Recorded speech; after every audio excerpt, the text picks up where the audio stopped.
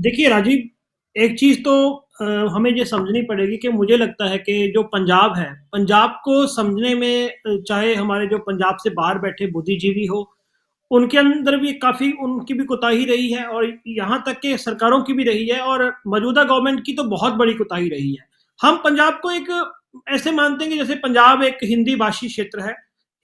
हम इसको जस्ट एक हिंदी भाषी क्षेत्र तक सीमित करते हैं कि जैसे सारा काम जाम हम यूपी में चला लेते हैं, बिहार में, पंजाब में भी ऐसा चल देगा। पंजाब में नैरेटिव अलग अलग है। पहली बात तो ये सबसे बड़ी गलती है कि पंजाब में ये समझना कि आप अपना पोलराइज करके सो कॉल्ड नेशनलिज्म की बात करके पंजाब में अपनी दुकान चला लोगे। ये बात नहीं है। पंजाब की एक अलग फितरत है। पंजाब तमाम मूवमेंट से निकला हुआ है। उसने आतंकवाद को भी सहा हुआ है, उसने स्टेट के तशद्दुद को भी सहा हुआ है। उस चीज से निकलकर पंजाब का एक नया स्वरूप बना है। अब जो एक न्यूज एजेंसी को प्रधानमंत्री ने कहा है कि नहीं कहा, इसका भी हमें नहीं पता। वो न्यूज एजेंसी कौन सी है जो कि मौजूदा गवर्नमेंट के नजदीक है, बहुत है। दूसरी बात यह है कि अभी तक पंजाब में तो लोग इसका मजाक उड़ा रहे हैं। पंजाब में आप देखो, सोशल मीडिया पे देखो, आप लोगों से बात करो, वो कह रहे हैं कि इनकी रैली में कोई इकट्ठी नहीं था, इसलिए इन्होंने जो ऐसा बहाना बना लिया। दूसरी सबसे बड़ी बात, जो मेन जो सवाल उठ रहे हैं, मेरे ख्याल में जो हमारे साथी मेहमान दोस्त भी बताएंगे, इन्होंने कहा कि जी इन्होंने हुसैनी वाला जाना था। 3 तारीख तक तो हमें पता है कि हुसैनी वाला तक का इनका कोई प्रोग्राम नहीं था। 5 तारीख की हम लेटर देखते हैं, उसमें हुसैनी वाला जाने का जिक्र है। दूसरी बात, ये मौसम का बहाना लगाते हैं कि जी मौसम के कारण हम जी बाय एयर हवाई हेलीकॉप्टर पे नहीं गए। तो बहुत सारे प्रधानमंत्री तक के जो व्यक्ति शख्सियत होते हैं, उनके लिए तो हेलीकॉप्टर ऐसे पर्याप्त है जिसमें वो चाहे मौसम का कोई चक्कर नहीं होता। दूसरी बात कि मौसम की जानकारी भी हम जैसे लोगों को हफ्ता पहले पता लग जाती है। आप दिल्ली से चले हैं तब भी पता लगेगी। और दूसरी सिक्योरिटी की बात, सिक्योरिटी का मतलब मसला किसी सीएम से नहीं जुड़ा हुआ। आपको पता है कि सिक्योरिटी का जो पूरा ढांचा है, उसमें से प्रधानमंत्री की सिक्योरिटी के लिए एसपीजी है, फिर एएसएल है, फिर डीजीपी होते हैं। जबकि जो चीफ सेक्रेटरी होता है स्टेट का, या डीजीपी होता है, उनका डायरेक्ट ताउन होता है उनसे, सेंट्रल एजेंसी से होता है। तो इसमें सीएम वगैरह की तो कोई बात है नहीं। दूसरा मसला है कि आपने जब भी सीएम कोई बाय एयर सफर करता है तो एक रोड का रास्ता होता है जो कि बिल्कुल साफ करवाना होता है। उसकी जितनी जिम्मेवारी डीजीपी की है, उतनी ही एसपीजी की भी है। जब वो वहां से जा रहे थे तो क्या उनको पता नहीं था कि यहाँ किसान बैठे हैं? और किसानों ने कोई कॉल उसी दिन की नहीं दी थी। किसानों ने 3 दिन पहले अपनी कॉल दी हुई थी कि प्रधानमंत्री आएंगे तो हम इसका एक प्रोटेस्ट करेंगे। देखो, इसमें 2 चीजें हैं। एक तो थी किसान मजदूर संघर्ष कमेटी, उसने कहा था कि हम रैली वाली जगह पे प्रोटेस्ट करेंगे, लेकिन वो मसला सॉल्व हो गया था क्योंकि उनसे बातचीत होगी, कह दिया गया कि 15 तारीख को आपकी मीटिंग हो जाएगी जी।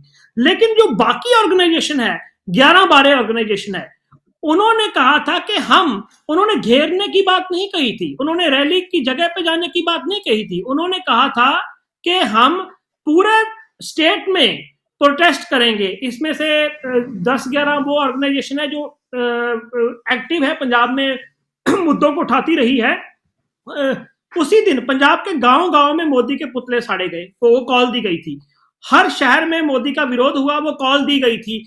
और यहां तक जो किसान वहां पहुंचे थे ना रोड पे, मैं आपको बताऊं, वो डीसी दफ्तर जा रहे थे। वो एक जमावड़ा लग गया। उनको पुलिस ने कहा कि भाई आप थोड़ा रास्ता खाली कर दो, क्योंकि यहां से प्रधानमंत्री ने जाना है। उनको पता ही नहीं था, उनको लगा कि ये हमारे लिए मजाक कर रहे हैं। वो सिर्फ बीजेपी की जो कुछ चंद बसें थी, उनको रोकने का काम कर रहे थे वो लोग। अच्छा, उसके बाद जो कहानी बनी, प्रधानमंत्री तक पहुंचे ही नहीं थे उन किसानों के पास। कम से कम 1 किलोमीटर का फर्क था उनका, कोई 500 मीटर कह रहा है, पर 1 किलोमीटर का फर्क था। उनको पुलिस फोर्स ने कहा कि हम रास्ता खाली करवाते हैं। 15 मिनट हो गए। क्या इससे पहले प्रधानमंत्री 1 घंटा तक, 2 घंटे तक नहीं कभी जाम में फंसे? हमारे पास तो ऐसी उदाहरणें आ रही है। पर इसी बात को उन्होंने कह दिया, यदि उन्होंने कहा है अभी तक, क्योंकि प्रधानमंत्री दफ्तर ने कुछ नहीं कहा, हमारे पास कोई ऐसी जानकारी नहीं कि मैं तो जी बच के आ गया। सबसे बड़ा तो सवाल राजीव ये है कि क्या वो अपने मुल्क के किसान ही उनको आतंकवादी लगते हैं? वो उनको पंजाब के किसानों ने ये मूवमेंट शुरू की थी बाद में पूरा देश इन्वॉल्व हुआ, यूपी खासकर हरियाणा। वो एक शांतमय आंदोलन था जिसको दुनिया का सबसे बड़ा शांतमय आंदोलन कहा जाता है। पंजाब ने उस आंदोलन को लीड किया हुआ है। तो क्या लगता है कि उस मई आंदोलन को लीड करने वाली जो जत्थेबंदियां हैं, क्या वो कोई ऐसा काम करती? क्योंकि 1.5 साल से तो मैं देख रहा हूं कि कोई ऐसा इन्होंने कुछ शांतमयी आंदोलन है। दूसरी बात जो इन्होंने कहा जी ये हालत सेंसिटिव है, इसमें जो सिख फॉर जस्टिस का नाम लिया जाता है। देखो सिख फॉर जस्टिस है ना जो, उसको अमेरिका में भी कोई नहीं पूछता, चंद बंदे उसके साथ नहीं है। यहां तक के सिख फॉर जस्टिस को ना तो पंजाब में कोई पूछता है, ना ही उनको कोई अमेरिका में पूछता है जहां उनका अध्यक्ष बैठा है। दूसरी बात कि इनको इतना बेटे जी भारतीय सरकार ने दिया हुआ है जी, ये इतना खूंखार है, उतना खूंखार है। चक्कर ये है कि मैंने आपको पिछले प्रोग्राम में बताया था कि एक अमेरिकी पत्रकार है पीटर फ्रेडरिक, उसने एक किताब लिखी है सिख कॉक्स।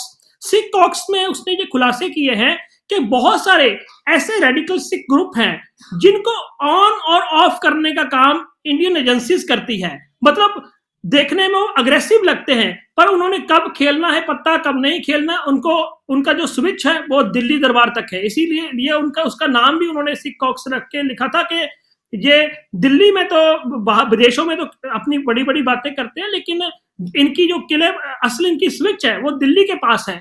ये ऐसे तमाम ऑर्गेनाइजेशन है जो किसान आंदोलन में भी हमें दिखे, जो किसान आंदोलन का को भड़काना चाहते थे, लेकिन इनकी पंजाब में कोई मजाल नहीं। इस समय तो बिल्कुल ये निरोल किसान थे सारे प्रोटेस्ट करने वाले। पहले कॉल दी गई थी, पहले 2-3 दिन पहले उन्होंने कहा था कि हम हर गांव में हर शहर में प्रोटेस्ट करेंगे। तो सवाल ये है कि जब ये इतनी संवेदनशील हालत थी, क्या ये एसपीजी को नहीं पता था? ये तमाम सवाल खड़े होते हैं जिसको एक बड़ा मुद्दा बनाया जा रहा है। दूसरी बात कि मान लीजिए कि आपको झंडे ही दिखाने थे उन्होंने, भाई झंडे दिखाने से क्या हो जाता? झंडे तो मनमोहन सिंह को दिखाए गए हैं, झंडे तो पंडित जवाहरलाल नेहरू को दिखाए गए हैं, स्टूडेंट्स ने 55 की बात कर रहा हूं। झंडे तो नरसिम्हा राव को दिखाए गए हैं, झंडे तो राजीव गांधी को दिखाए गए हैं पटना में, झंडे तो इंदिरा गांधी को दिखाए गए थे। तो झंडा दिखाने से क्या होगा? मुझे लगता है कि हमारे पीएम अपनी ईगो का मसला बना बैठे। दूसरी बड़ी बात कि रैली बिल्कुल कुछ भी बंदे हमारे मित्र बता रहे हैं कि रैली में सिर्फ 2,500-3 हजार बंदे थे जो ग्राउंड में कवर करने गए थे, और द ट्रिब्यून कल का बता रहा है कि 5,000 बंदे वहां पहुंचे थे रैली में।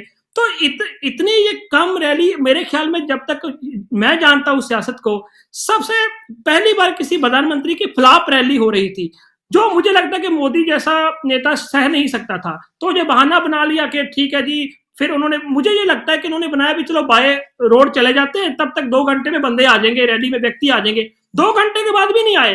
फिर उन्होंने जो सारा बंडा है वो जो जी अपनी, मैं तो जी जिंदा बच के आ गया, ये सिक्योरिटी की कमी होगी, इसमें फोड़ दिया। मैं तो इसको ऐसे ही देखता हूँ जी। बहुत सारी बातें और बहुत